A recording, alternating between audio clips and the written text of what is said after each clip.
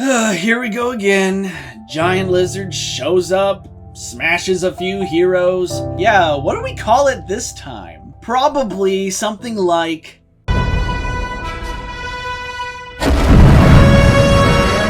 Previously, Godzilla woke up in the Marvel Universe, which really ticked him off. From killing a Celestial, to KOing Thor, to being immune to the Scarlet Witch's reality-altering hex powers, Godzilla is off to an unstoppable start. Even with the superhero community assembled, things seem hopeless. And by the year 2099, things are still hopeless. The future world has been destroyed by a raging kaiju. The Fantastic Four have been resisting it. Now their leader, who we will learn the identity of shortly, encourages Marvel's super geniuses Tony Stark, Shuri, and Forge to launch a beacon that will hopefully fix the world. Unfortunately, the rampaging monster has found them. To buy his Fantastic Four teammates time, the mysterious man shouts, "Flame on!" That's right, this is Johnny Storm, aka the Human Torch from the future. And he's about to come face to face with Godzilla himself. Johnny is still bitter about the whole Godzilla taking his family away from him decades prior thing, which happened in Godzilla Destroys the Marvel Universe Issue 1. Godzilla hears him out, listening to him like a good friend or a therapist would, and nah, I kid, Godzilla vaporizes the Human Torch. Imagine how hot Godzilla's heat beam would have to be in order to do this. Stark, Shuri, and Forge, who, by the way, appear to be just floating heads in a jar, which I like to think is a nod to Futurama. Anyway, they successfully launched the payload. However, it comes with an enormous price tag: thermonuclear annihilation. But the end of the Fantastic Four begins a new fateful launch into the unknown. Back in the present day, we arrive in Wakanda. Black Panther has assigned an important task to his super genius sister Shuri. Ooh, yeah, long time no see.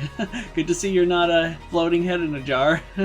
His job for her is simple: synthesize Mole Man's vibranium staff. In doing so, they might find a way to put an end to Godzilla's reign of terror. This is so serious, Black Panther declares that this takes priority over everything else, even finding the Fantastic Four in the negative zone.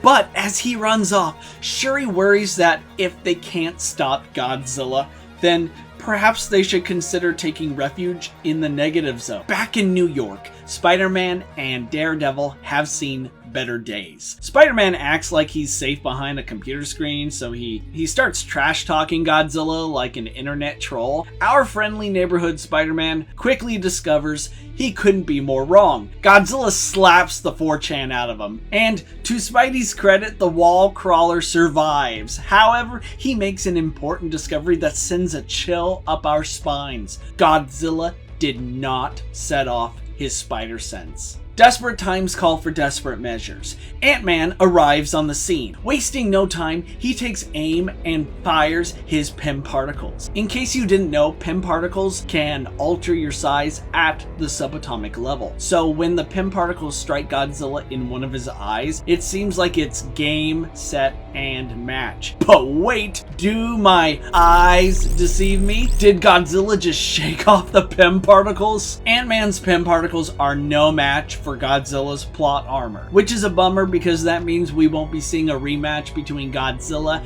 and his most fearsome enemy, the dreaded Rat of Manhattan. Janet and Hank Pym run for their lives as Godzilla stomps on the bar with no name. The kicker? It's jam-packed with supervillains, most of whom are from Spider-Man's Rogues Gallery. And they're lucky to be alive, if you ask me. As Electro defibrillates Vulture, Rhino vows to do what gods and cosmic entities could not: kill Godzilla.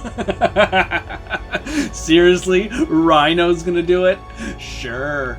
Well, he's not going to do it alone, it seems. Rhino hilariously does his own Avengers rallying cry, and the supervillains rise to the challenge. Sandman and Hydro Man take turns pummeling Godzilla. Venom gets into the fight, but then the symbiote takes special interest in Godzilla, and much to Eddie Brock's chagrin, attempts to fuse with the King of the Monsters. Venom clearly read the Godzilla vs. Spider-Man Marvel one-shot. He's got great taste in comics, and liked the whole becoming Venomzilla thing. Spider-Man, however, says nuh-uh and prevents a Venomzilla situation from happening. From here on out, it's all-out war between Godzilla and the Marvel heroes and villains. As captured in this spellbinding shot, holy moly, I love it. I love how Doc Ock is wielding all manner of Marvel weapon Easter eggs. I also love the lizard. I love how he declares there can only be one Lizard King of New York. Godzilla agrees,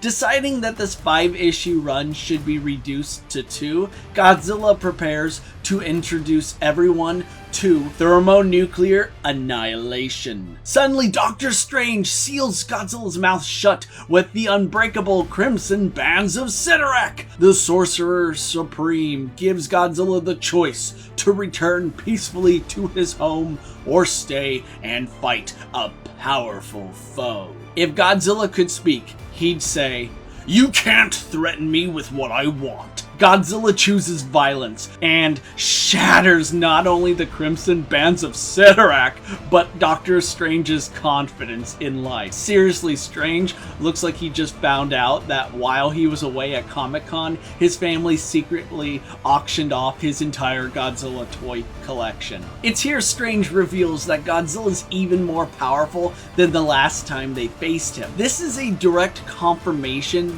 that this new series is connected to the original Marvel Godzilla 1970s run. Hey, I just wanted to take a moment and give a little shout out to one of our members. Thank you so much for supporting the channel. It means so much to me. If you're interested in seeing your name up here and can spare a few dollars, become a Kaijutopia member today.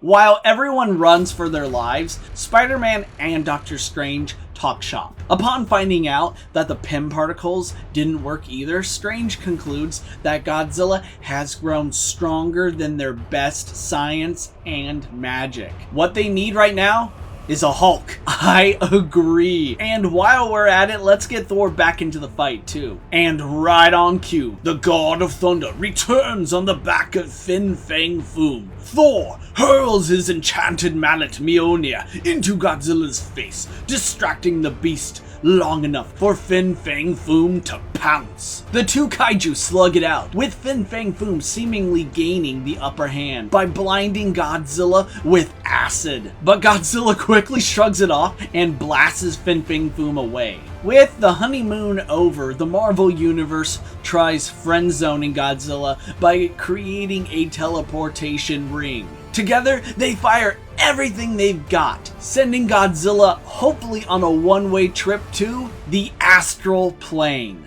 And Godzilla, he doesn't look like he's giving up anytime soon. Because even after sealing the interdimensional door shut, Doctor Strange and everyone feel the tremors of Godzilla's roar. That's right, Godzilla is literally shaking the walls of reality. Doctor Strange tells Spider-Man they need to recruit their strongest heroes like the Hulk now. Like, now. Because it won't be long until Godzilla punches out of the innards of their reality. Mothra be thy name. Just how powerful is this Godzilla? Meanwhile, in the negative zone, the payload launched by the future Fantastic Four arrives, and it's revealed to be Herbie, the Fantastic Four's faithful robot companion. He's traveled back in time to find the Fantastic Four in the present, who are currently stranded somewhere in the negative zone. Hopefully he finds them soon, because if he doesn't, Godzilla will